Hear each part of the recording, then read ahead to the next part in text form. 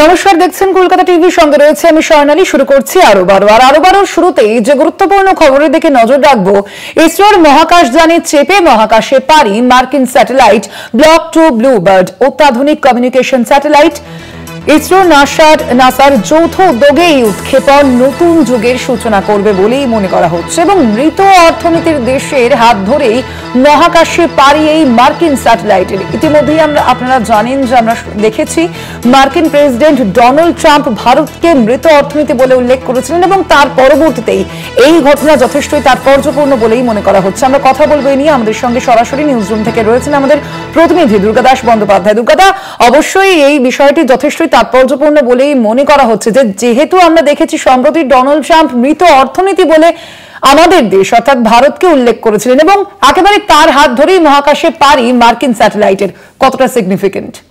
দেখো, একটা বিষয় খুব পরিষ্কার যে মার্কিন প্রেসিডেন্ট ডোনাল্ড ট্রাম্প ভারত সম্পর্কে যে মৃত অর্থনীতির দেশ মন্তব্য করেছিলেন এবং বিভিন্ন ক্ষেত্রে তিনি ভারতের বিভিন্ন পদক্ষেপকে যেভাবে সমালোচনা করে চলেছিলেন, তার মধ্যে দাঁড়িয়ে নাসার অত্যাধুনিক, মানে এই মুহূর্তে নাসার সবথেকে দামি এবং অত্যাধুনিক স্যাটেলাইট সেটি লঞ্চ করতে চলেছে এই মৃত অর্থনীতির দেশ ভারতের ইসরোর হাত ধরে।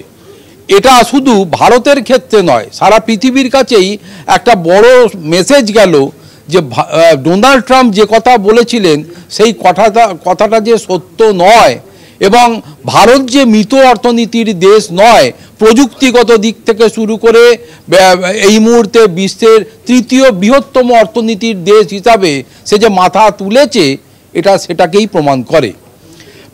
এই স্যাটেলাইটটি তুমি জানো যে কিছুদিন আগেই ভারতের পক্ষ থেকে নিসার স্যাটেলাইটকে পাঠানো হয়েছিল, যেটা প্রযুক্তিগত উন্নতির প্রায় শীর্ষে রয়েছে এই মুহূর্তে বলা যেতে পারে। এর পাশাপাশি এবার মার্কিন যুক্তরাষ্ট্রের কমিউনিকেশন স্যাটেলাইট, এবং এটা অত্যন্ত একটা দামি স্যাটেলাইট, ব্লক 2 ব্লুবার্ড, ওজন প্রায় 6500 কেজি এবং এটি শুধু মার্কিন যুক্তরাষ্ট্র নয়, পৃথিবীর বিভিন্ন দেশের কমিউনিকেশন ব্যবস্থার সংযুক্তিকরণ এবং প্রসারতার কাজে গুরুত্বপূর্ণ ভূমিকা গ্রহণ করবে এবং সেই উদ্দেশ্য নিয়েই নাসা এই মূলত এটাকে তৈরি করে এই স্যাটেলাইটটিকে। এটি 12 Mbps ডেটা ট্রান্সমিশন স্পিড বজায় রাখতে সক্ষম এবং মূলত এই যে আমরা আইফোন বা যে ধরনের স্মার্টফোন ইউজ করি তার অল্টারনেটিভ লিঙ্কের ব্যবস্থাও করতে এটা সক্ষম। ফলে সব মিলিয়ে এই মুহূর্তে প্রযুক্তিগত দিক দিয়ে, বিশেষ করে এই যে যোগাযোগ ব্যবস্থা সংক্রান্ত যে প্রযুক্তিগত অ্যাডভান্সমেন্ট বিশ্বজুড়ে চলছে এই মুহূর্তে, সেই রকম একটি পরিস্থিতির মধ্যে দাঁড়িয়ে নাসার তৈরি এই ব্লক 2 ব্লুবার্ড একটা যুগান্তকারী পদক্ষেপ এবং এই যুগান্তকারী পদক্ষেপ যখন মার্কিন যুক্তরাষ্ট্র নিয়েছে, তখন সেই যুগান্তকারী পদক্ষেপকে বিশেষ করে এই ব্লক 2 ব্লুবার্ডকে ঠিক কক্ষপথে সঠিকভাবে পৌঁছে দেওয়ার দায়িত্ব দেওয়া হয়েছে ইসরোকে এবং ইসরো ইতিমধ্যেই তার সমস্ত প্রিপারেশান কমপ্লিট করে ফেলেছে। ইসরো নাসা যৌথ উদ্যোগে মার্কিন যুক্তরাষ্ট্রের ব্লক 2 ব্লুবার্ড লঞ্চ করা হবে আর কয়েকদিনের মধ্যেই এবং ভবিষ্যতে মহাকাশ প্রযুক্তি গবেষণার ক্ষেত্রে এই দুই স্পেস সংস্থার যৌথ উদ্যোগ এক যুগান্তকারী পদক্ষেপ হিসাবে উঠে আসবে বলে মনে করছিলেন ইসরো প্রধান ভি নারায়ণন।